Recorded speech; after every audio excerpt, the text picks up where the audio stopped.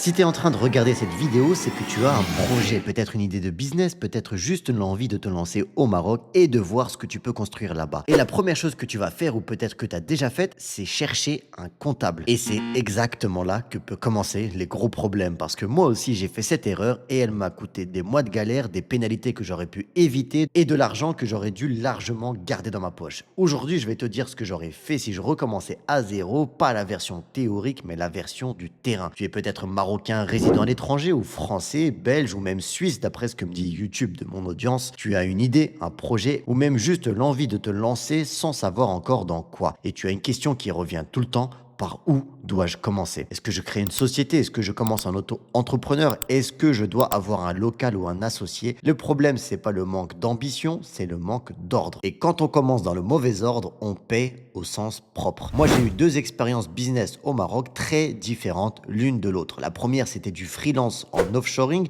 Je travaillais avec des sociétés étrangères depuis le Maroc. Sur le papier, c'est l'un des modèles les plus solides que tu peux monter ici et je vais t'expliquer pourquoi. Mais j'ai fait une erreur qui m'a coûté très cher. J'ai choisi un comptable lambda, pas un expert comptable, un simple comptable. Résultat, des déclarations mal faites, des retards, des pénalités que j'aurais pu éviter complètement. Les dividendes mal déclarés, taxés en trop et à l'époque, l'impôt sur les sociétés au Maroc fonctionnait par tranche. Aujourd'hui, c'est simplifié. Depuis 2026, le taux est unifié à 20% pour la grande majorité des entreprises, mais à l'époque, c'était un vrai piège si ton comptable ne maîtrisait pas la fiscalité des sociétés.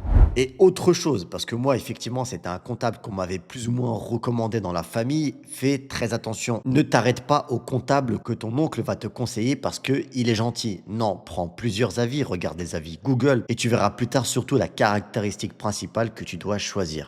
Ma deuxième erreur, c'était Syndico, un SaaS que j'ai voulu créer, c'est-à-dire un logiciel en ligne pour digitaliser la gestion des syndics de copropriété au Maroc. L'idée était bonne, en France, ce type de solution fonctionnait, donc je me suis dit, je vais le lancer ici. Grosse erreur, j'avais vu ce qui marchait en France, mais je n'avais pas sondé les syndics marocains. Le marché n'était tout simplement pas prêt, les syndics au Maroc fonctionnaient encore à l'époque majoritairement en papier. La digitalisation pour eux, ce n'était pas une priorité. J'avais le timing beaucoup trop tôt. Et surtout, je ne me suis pas fait accompagner par des experts locaux qui connaissaient vraiment le marché marocain. Je me suis dit, je suis marocain moi aussi, je connais, ne t'inquiète pas. Mais grosse erreur, quand tu veux lancer une entreprise locale, je t'invite à prendre conseil auprès des locaux qui ont grandi ici, qui connaissent bien mieux le marché national que toi. Du coup, j'ai construit une solution sans vraiment valider le besoin terrain. Ça m'a coûté du temps, de l'énergie et de l'argent. Ce que j'en retiens, deux choses.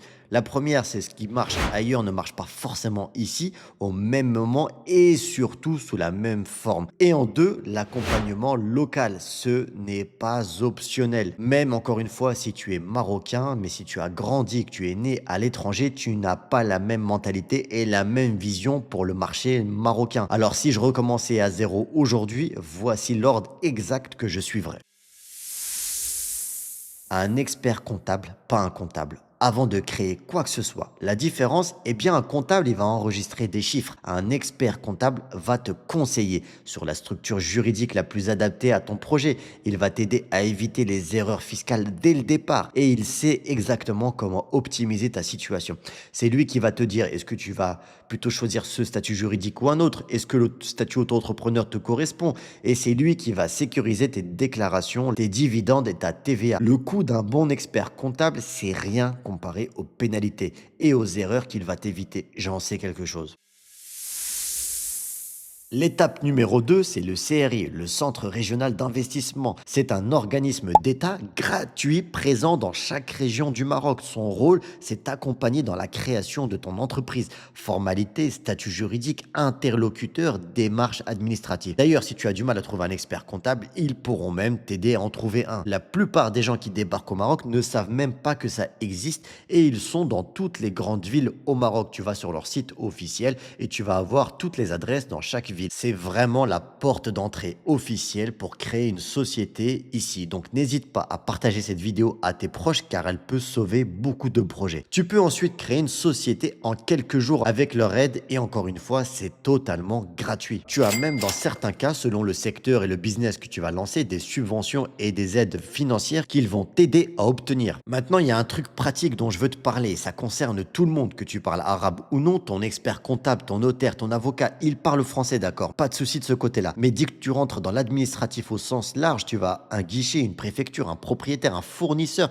un artisan avec qui tu vas négocier, eh bien la Dalija prend le dessus. Et là, tu es face à des documents en arabe que tu ne comprends pas avec des échanges où tu perds le fil. C'est exactement pour ça que j'ai créé Moro AI. Tu pointes ton téléphone sur un document en arabe ou en Dalija, il te traduit instantanément. Tu veux comprendre le texto que tu as reçu de ton fournisseur, tu as la traduction audio et texte dans ta langue. السلام عليكم. واش باقا لكم شي زيب اللي راه عفرك؟ Idéal pour les démarches administratives, pour négocier avec un local et surtout pour ne pas signer quelque chose sans savoir exactement ce que tu vas signer. Le lien est en description, c'est un outil simple quasiment du quotidien et dans certaines situations au Maroc, il peut vraiment te sauver la vie. Comprendre la fiscalité de base sans te noyer dedans. Je ne te demande pas de devenir un expert fiscal, mais tu dois comprendre les grandes lignes. Même si tu auras un expert comptable pour t'accompagner, la confiance n'exclut pas le contrôle. Depuis 2026, l'IS, l'impôt sur les sociétés, est unifié à 20% pour les entreprises dont le bénéfice est inférieur à 100 millions de dirhams. C'est clair, c'est lisible, c'est beaucoup plus simple qu'avant. Plus de calculs à faire selon les tranches. Il y a aussi l'auto-entrepreneur, un statut très simple pour commencer, avec une imposition forfaitaire très légère, parfait pour tester ton activité avant de créer une structure plus lourde, mais moins adaptée si tu veux faire du business avec l'étranger. J'avais fait un guide complet si jamais ce statut t'intéresse. Ton expert comptable va t'expliquer tout ça, mais au moins quand tu te renseignes avant, tu rentres dans la conversation en sachant de quoi on parle. La quatrième étape est très importante. Tu dois valider le marché avant de construire. C'est la leçon de Syndico. Parle à tes futurs clients avant d'investir un seul dirham dans le développement. Le Maroc, c'est un marché avec ses codes, ses habitudes, son rythme. Ce qui marche en France ou en Belgique ne marche pas forcément ici ou pas encore de la même manière. Sonde, parle aux gens, fais des entretiens. Teste avec un minimum viable avant de te lancer à fond. Et surtout, entoure-toi de gens qui connaissent le marché local. Pas juste des amis qui sont au Maroc depuis 6 mois, des gens qui ont de la vraie expérience terrain. Et écoute-moi, si je peux me permettre un autre conseil, vraiment basé sur mon expérience. Et je te dis ça sincèrement parce que je te veux du bien et je veux que tu réussisses. Et pour le coup, je ne vends aucun accompagnement à l'installation. Donc, ce que je te partage, c'est 100% pour toi. Quand tu arrives au Maroc, fais attention à un piège très courant. Beaucoup de personnes ont tendance à se rapprocher uniquement d'entrepreneurs français ou d'anciens MRE et mettre complètement de côté les locaux. Comme si c'était plus rassurant, mais en réalité, ça ne veut rien dire. Ce n'est pas parce que quelqu'un vient de France ou de Belgique comme toi qu'il sera forcément compétent et surtout bien intentionné. Et à l'inverse, ce n'est pas parce qu'une personne a grandi au Maroc qu'elle va chercher forcément à t'arnaquer ou te faire du mauvais travail. Il y a du bon et du moins bon chez tout le monde. Le vrai conseil, c'est simple, prends plusieurs avis, trouve un équilibre, teste, observe et apprends à juger les gens pour qui ils sont et non pas pour d'où ils viennent. Le Maroc est un pays où on offre vraiment de vraies opportunités. Le coût de la vie est plus bas, le marché est en train de se structurer et le pays accueille chaleureusement les investisseurs, peut-être trop chaleureusement pour certains. Mais une opportunité mal saisie, ça peut te coûter très cher.